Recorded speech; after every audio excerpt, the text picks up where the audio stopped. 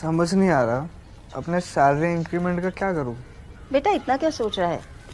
अपने mutual funds के SIP का टॉप अप करा ले। This is the right time. क्या समझ में नहीं आया? बेटा इतना क्या सोच रहा है? अपने म्यूचुअल फंड्स का एसआईपी टॉप अप करा ले। This is the right time. आप समझा?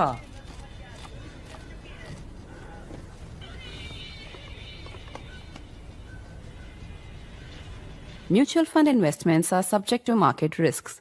Read all scheme-related documents carefully.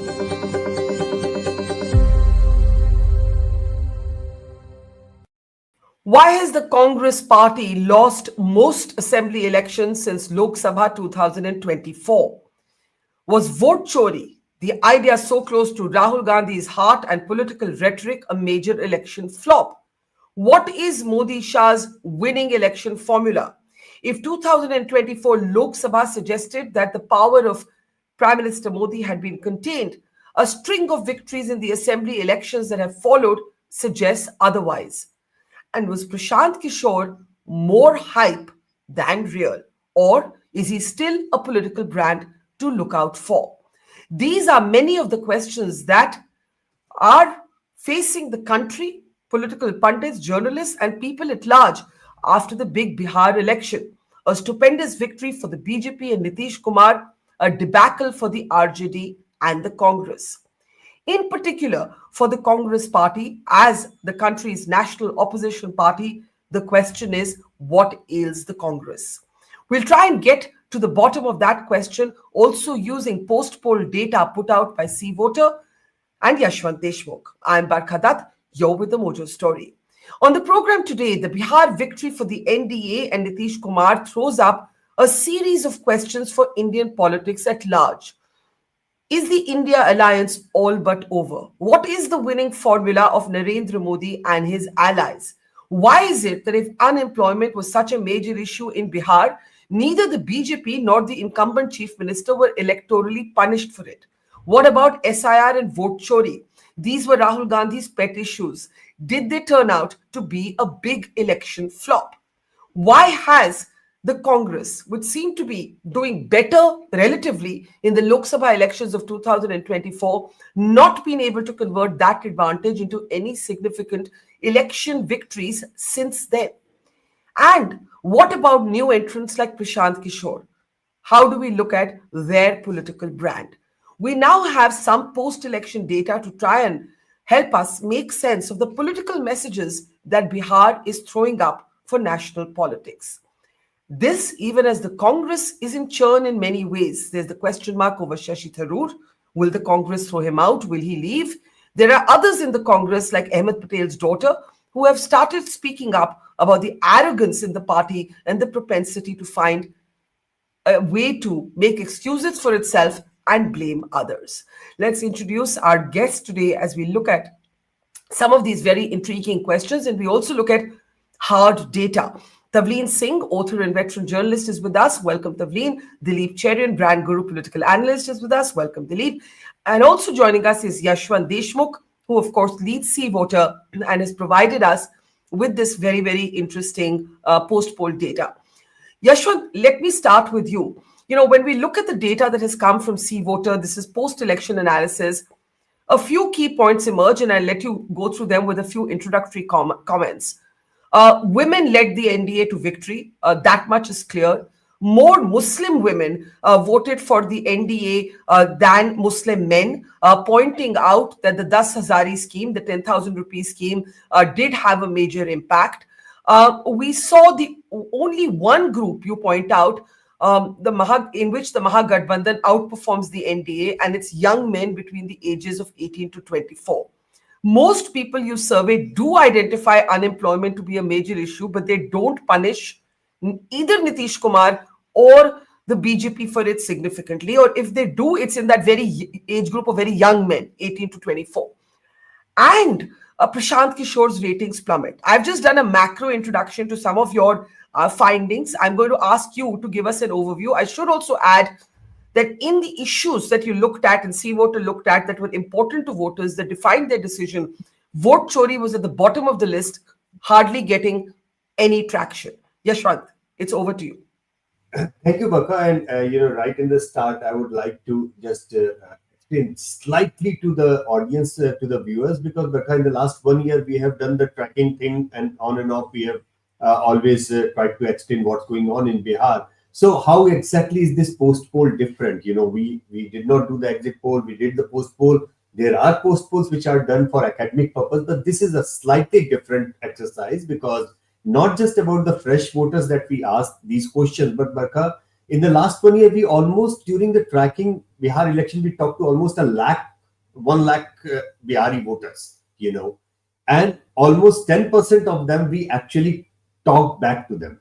What did they actually do in the last 1 year? They did tell us this is what they are feeling, this is what they are going to do. But for the first time, this is a post poll exercise in India where we have tracked down the same voters whom we had interviewed in the last 1 year and asked them what did they actually do. Say for example, if I interviewed Dilip, and Dilip, 6 months back you talked to us and you said this was the issue, you are going to vote this. So what did you actually do? And Dilip would say that, okay, I said this and I did that. So what I asked, what was it that you stick to your decision? What were the things? And if Dilip changed the decision, then what was the reason that you changed the decision? So this is very different. It's not only the timeline, but it's actually the first ever longitudinal survey in that way, Barkha. So it gives us the data and precision to understand and basically dissect the mandate, to understand the mandate, why it has happened. And as you correctly pointed out in your opening remarks, the three things which were very clear. And I will start with something, not for something for the winners, but actually for those who lost the election. And I have written this, that it would be fool to call say that Mahagathbandhan is over, Tejashwi Yadav is done and dusted. To say that this game is over for Tejashwi is wrong, because that boy managed to get almost like 40% vote, in Bihar. And anybody who is having a 40% support base approximately in a state can never be said that game is over. So first thing first, the game is not over for Tejashwi. The person's main issue that he was trying to build on, that is the unemployment, sarkari naukri, maybe that's the way he tried to propagate it.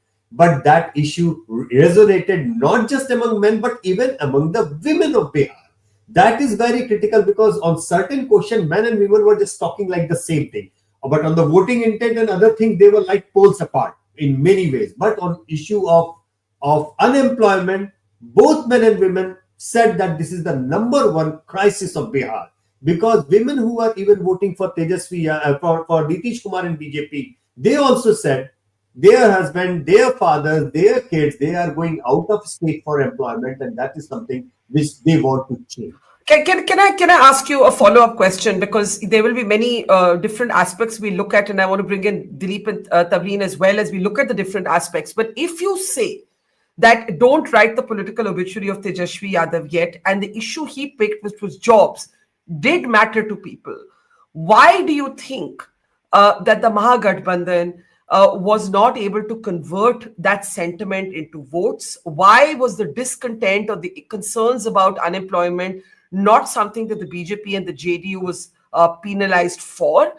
And three, when you point out that the only group in which the opposition outperformed the NDA were young men between the ages of 18 to 24, actually the job-seeking population, but the same was not true for women. And you also say these young men were willing to forgive the shadow and the memories of Jungle Raj, but the women weren't.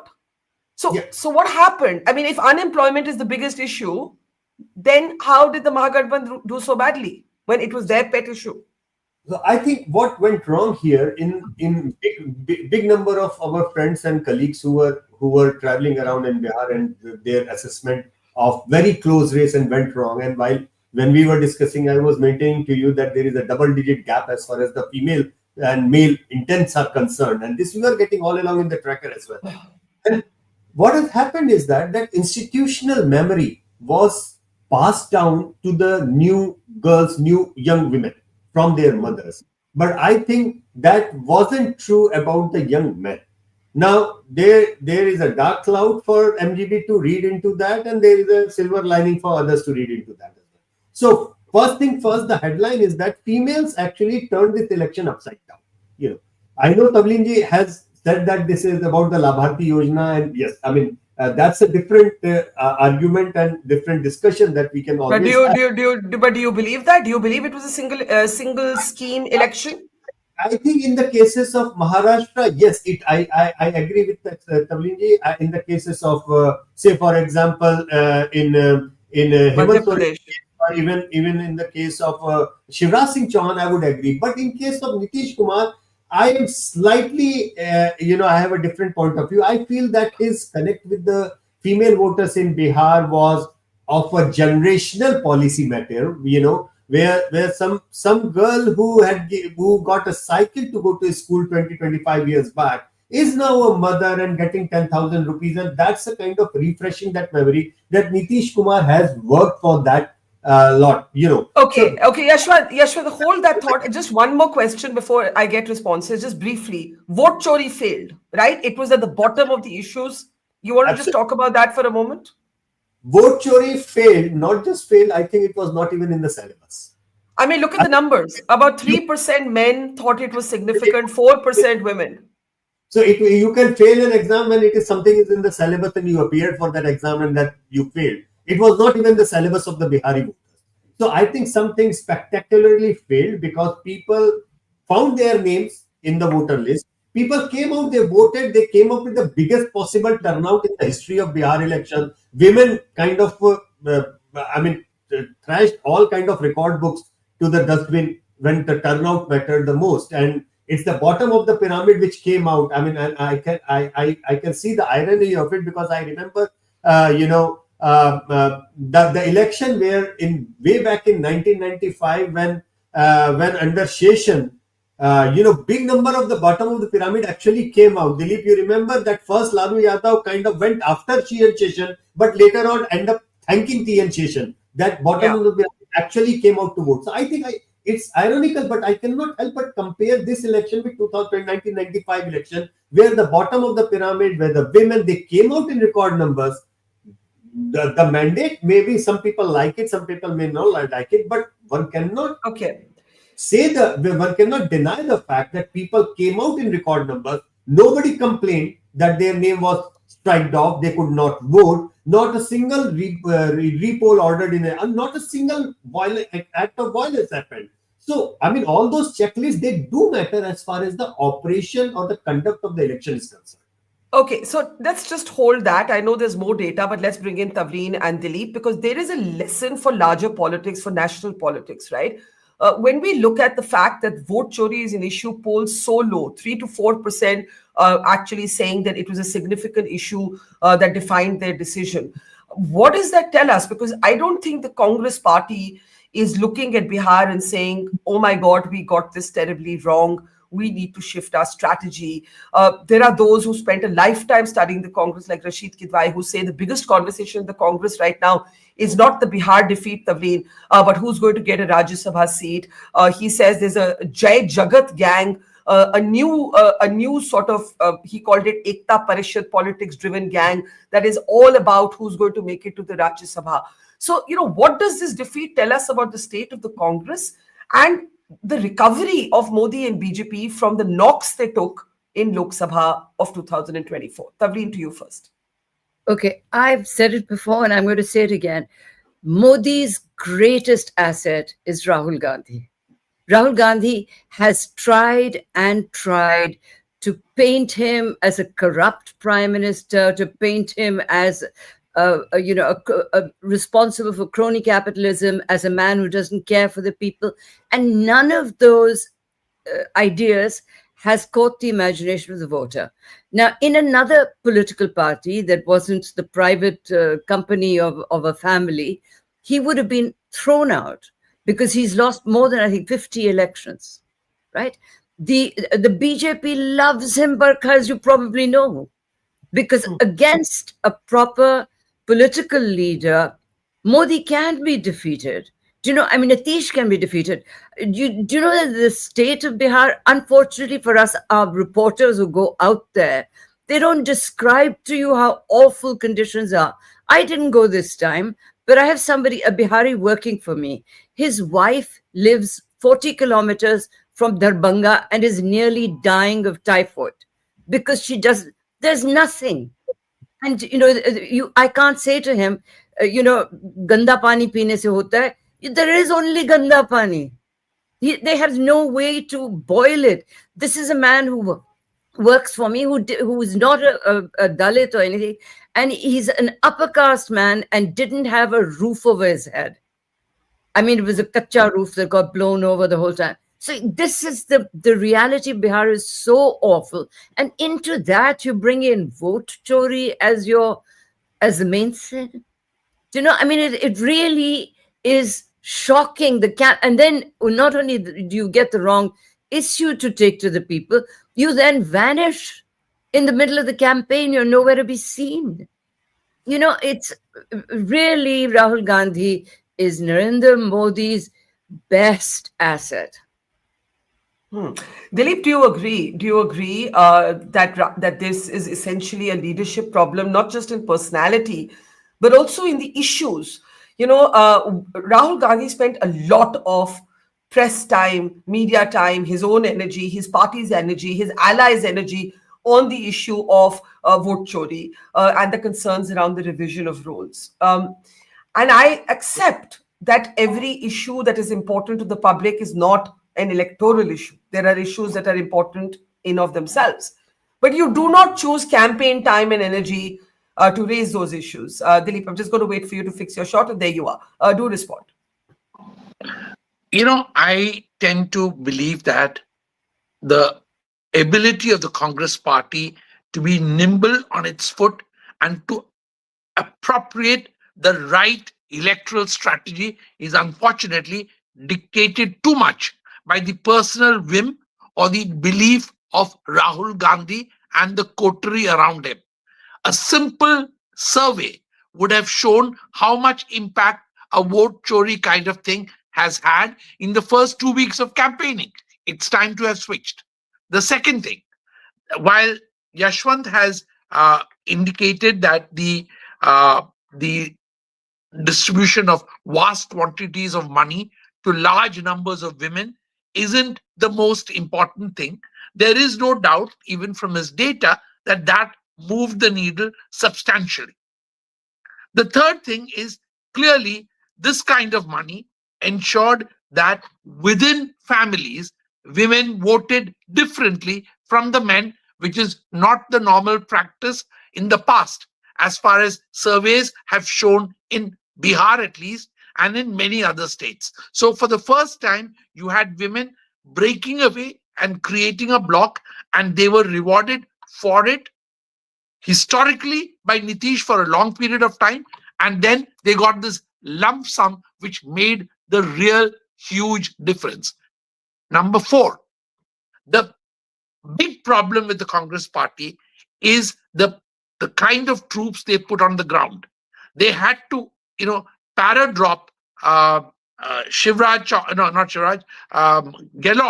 at the last minute because it was insulting to Tejashwi, the kind of flow management, the kind of ground management that the Congress's brass in Bihar was trying to do. They were spending their whole time trying to figure out how to upstage Tejashwi within the Mahagathbandhan instead of trying to get the seats that they would get allotted. They got allotted far too many seats, which was treated by the AICC and the satraps as an indication of power.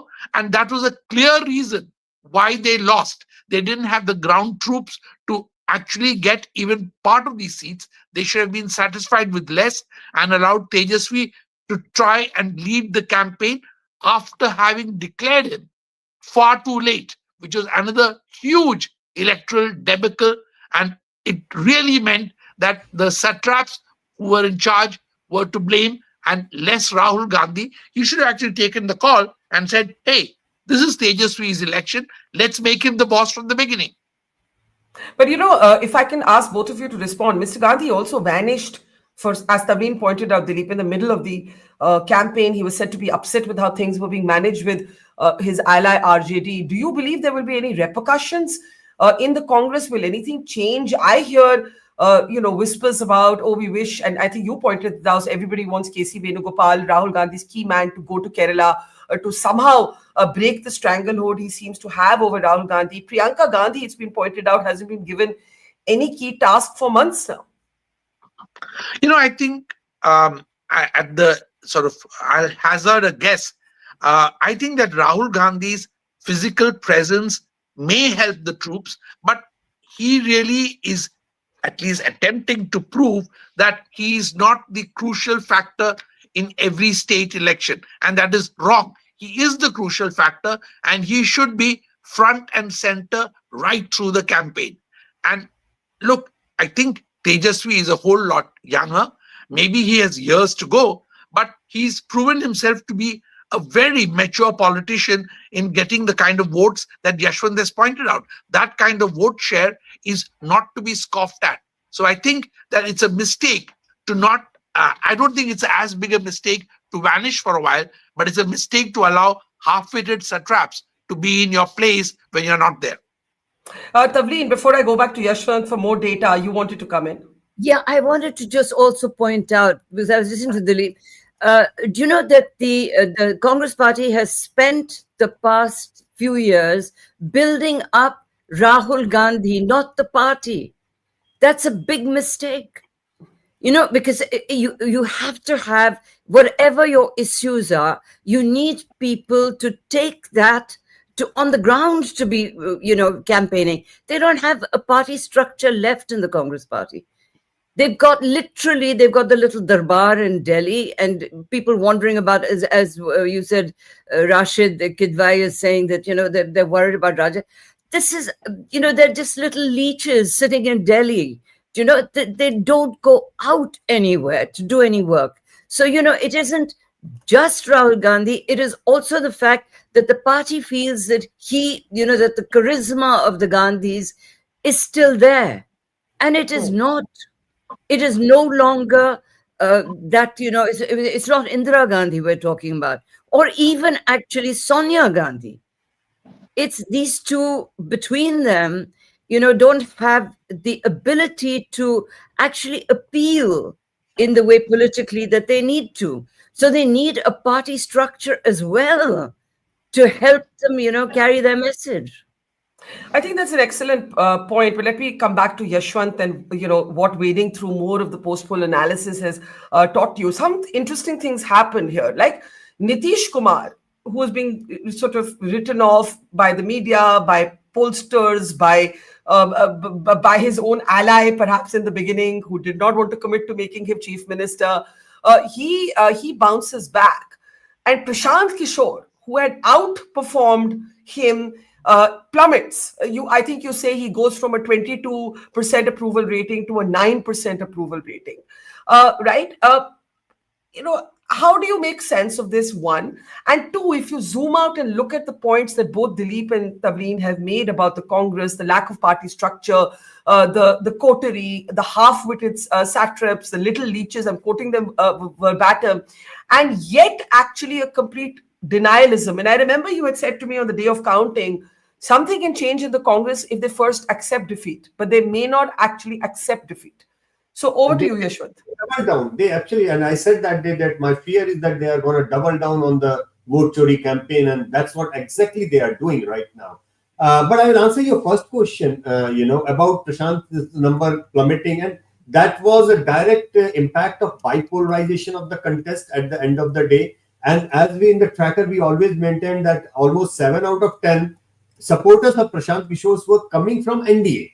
So basically, the moment we ask the question in the tracker that, okay, forget about everybody else, if you are only going to choose between Tejashwi Yadav and Nitish Kumar, then all of a sudden Nitish Kumar number became 45-47% range, and then Tejashwi was around 40-41, 5-6% gap was evident. So that was very clear that if Prashant Kishor or Prashant Kishor's candidate would not be seen as in a winning position, then in order to make sure that RJD doesn't come into play, those voters will go back to the NDA and Nitish Kumar fold, and that is precisely what has happened.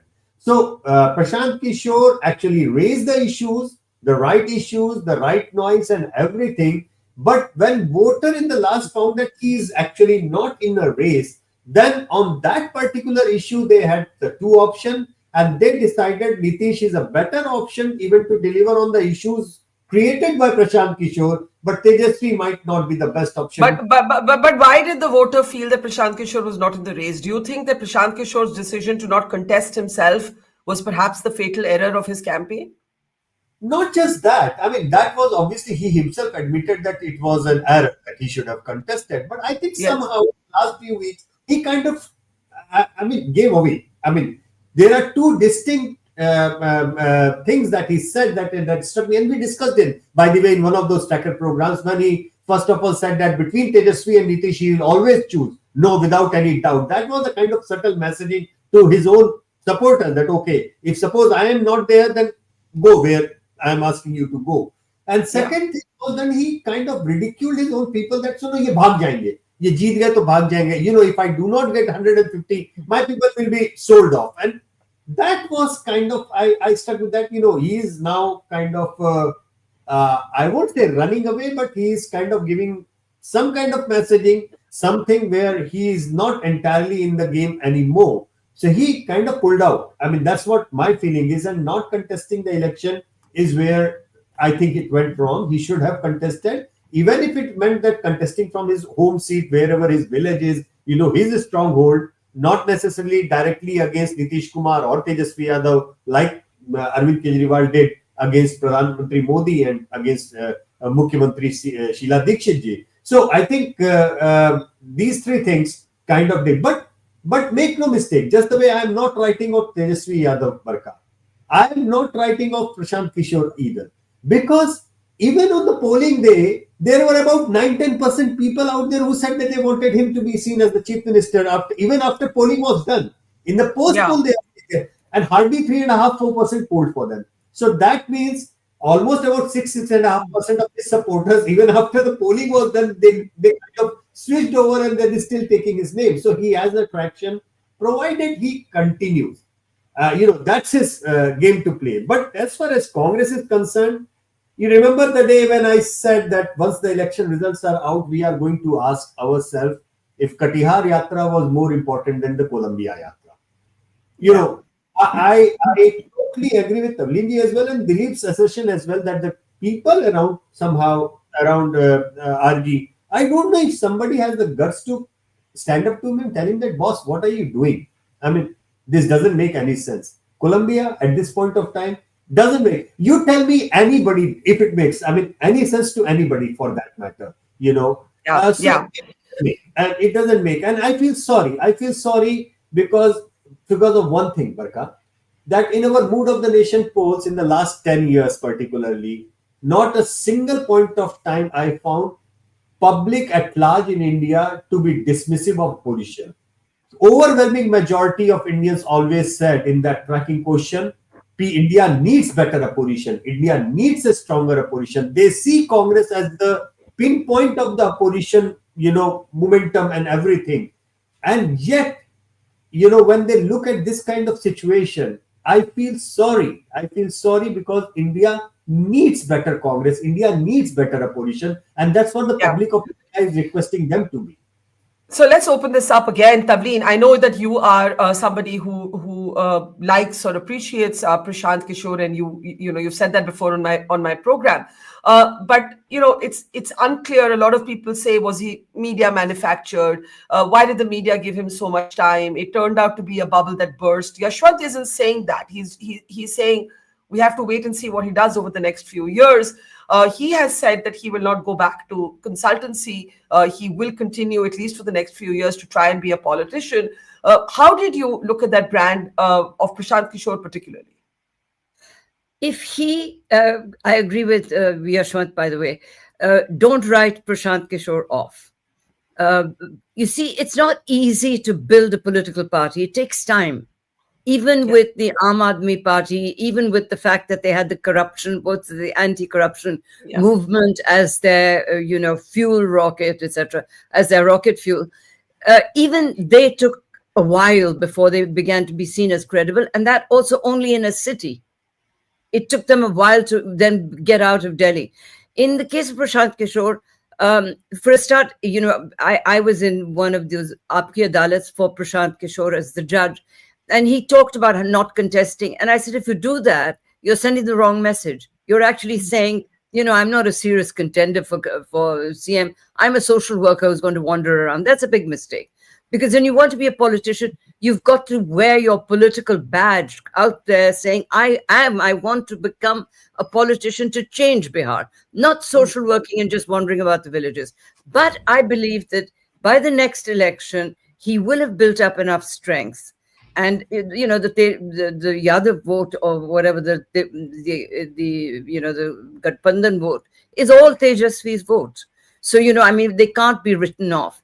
But I also think that from my conversation, I couldn't travel this time. My conversations with Biharis, that Jungle Raj thing worried them because there were many people who remembered that time, and they said, Nitish is a good man. Okay, in the past few years, he hasn't delivered. He hasn't taken his story forward enough. But he's at least a decent man. You're not going to have private armies killing each other off for caste and all that, which is what it was like before. So I think that was a factor as well. But I wouldn't write Prashant off at all. Yashwant is right. Dilip, how do you see it? I want to go back for a minute to the way the Congress campaign focused on vote chori. The problem is that they, for some reason, these brilliant analysts and advisors of Rahul Gandhi insisted that he should not play any caste card, and that cost them a lot. They needed to consolidate because the most efficient game that the BJP played yet again, as they always do, is the ability to garner the right leaders under a massive caste banner, which will make sure that their combination works and wins. So I think that against the idea of vote chori was that the Congress ceded the space to also play with its candidates and its rhetoric a little bit more of the caste card. That was the biggest failure of the strategists who were running the Congress campaign, besides their arrogance and their inability to deal with the local Bihar leadership of other parties. As far as Prashant Kishor is concerned, I think disaster struck when he, for whatever reason, again, brilliant strategizing, perhaps, which went wrong, was not to fight the election himself. Remember, like the Congress, which chose not to play its caste card, Prashant Kishor has no real caste basis for his movement, and he will have to work to make sure that by dint of allotting seats to the right people, he can make a bigger dent next time. Just as vote chori did not matter, and just as the massive or semi-illegal dole mattered, I think caste mattered a whole lot more, and we are all underplaying its importance in the way BJP was able to craft its victory, including the Paswan factor. So you need to understand that Bihar voted very much on caste lines plus women. So that was the unbeatable combination. So let me take that to Yashwant before, as we take final comments. Yashwant, you have actually argued that when it came to the female vote, it transcended caste. But you have also argued, to Dilip's point, that the Mahagathbandhan basically could not expand its base, right? So if you saw Akhilesh Yadav in the last Uttar Pradesh election, he made a very concerted effort to say, I don't want to be defined by Muslims and Yadav voters alone. The Mahagathbandhan could not go beyond that base. And if you look at how Muslims voted, it's actually quite interesting. Because if you just go to how Muslims voted, it will show you that 18% of Muslim women voted for the NDA, and 70% of Muslim women voted for the Mahagathbandhan. But that means 30% of Muslim women still voted either for the NDA or for others, right? So if you look at that, that's very interesting. So even the Muslim vote was not a monolith; it got fragmented. So the Muslim Yadav, not just did the Mahagathbandhan not go beyond Muslim Yadavs, there was a competitive fight even for the OBC vote, and even the Muslim vote got somewhat splintered. And that's a Yashwant. significant number. That's a significant number because that is almost like 1 in 5 Muslim women voting for Nitish Kumar, and that's a very significant number, I would say, because of a simple reason that issues which matter, they work, and if people start voting on the issues, forgetting the caste and religion lines, that is what the good democracy would be like eventually. I would love to see upper caste voting for Tejashwi and Muslim vote for the BJP at some point of time, if it was a good democratic India, in that way. But having said that, there were two things which were working. First of all, the vote chori obviously was not working. So we are not even discussing that anymore. All right. Two things which were working for each of the campaign and which they kind of understood very well. One was the joblessness, the unemployment among the male youth particularly, it was working. So majority of the people who were going on the field report, and they were talking only to the males, and particularly between the 18 to 35 category, by the way, not just 25. Because between 25 to 35, the contacts were close. If you club the two groups together, actually MGB has an edge between 18 to 35 block together.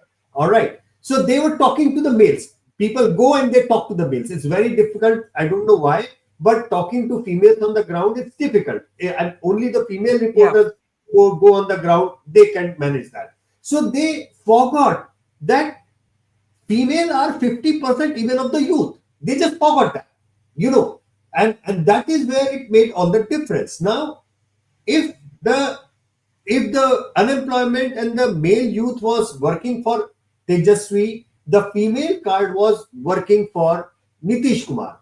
The two things which I just want to say is, everybody knew that female card was working for Nitish Kumar.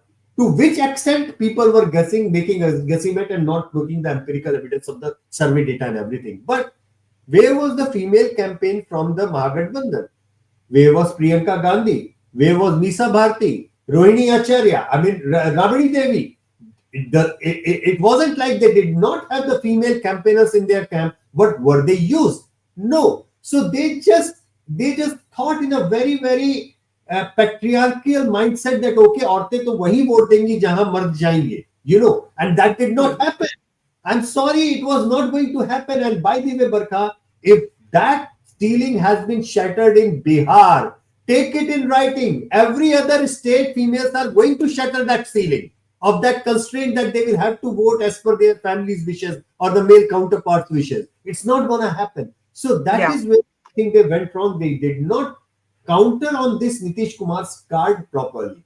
Second thing, which I believe that the NDA people are, because of the social media, whatever the kind I'm looking at it, whenever I say that youth voted for Tejashwi Yadav, there is an attack on me on social media thing. Did not happen. Unemployment was not the issue. Come on, please. You won a historic mandate, but if at all you feel because of this historic sweeping mandate, you can just turn a blind eye to the issue of unemployment, you are totally wrong. Then you are not looking at the 400-pound gorilla sitting in your room, standing in your room. If it is not going to attack you right now, 5 years down the lane, it will attack you. So for the NDA to learn the lesson that, okay, this was an important issue. They just got lucky that female of Bihar saved them.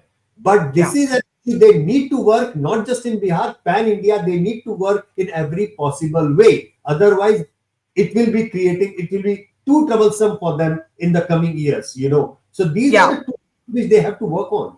Both the I think that's very eloquently said, and the numbers are on your screen. See Voter Post Poll analysis finds that 68% of men and 65% of women said unemployment was the biggest issue. And so Yashwant warning there that the NDA can hardly afford to be in denial about that. Final comments from Tavleen and Dilip. Tavleen, on a slightly different note, when we look at, what's happening in the world stage, a fascinating meeting between Zohran Mamdani and Donald Trump, right? I mean, hilarious, but also so important that actually Trump is looking almost avuncular with this man whom he has abused, called names, and all of that. It tells you how politics can and should be, said Shashi Tharoor today. When you look at that tweet by Shashi Tharoor, you have to wonder, can it ever be like that, or is Tharoor playing at something? I mean, what did you think when you saw both Mamdani and Trump? It used to be like that in India. Until now, it used to be that after the election was over, that you could, be friends in Parliament and have tea together. You've been to those parties where everyone's, cozy with each other and at least polite enough to listen to each other's views. Now it is, there's a really immature quality about the Congress Party's constant attack on the Prime Minister, on him personally, not the BJP. They're not opposing the BJP so much.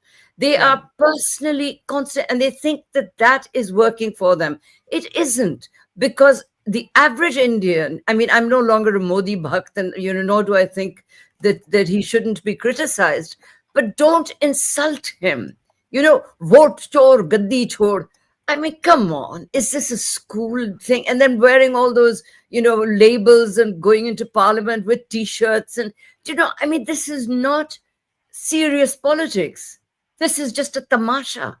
And we need the Congress Party to please wake up, and smell the coffee and, recover whatever little it has and try to rebuild itself.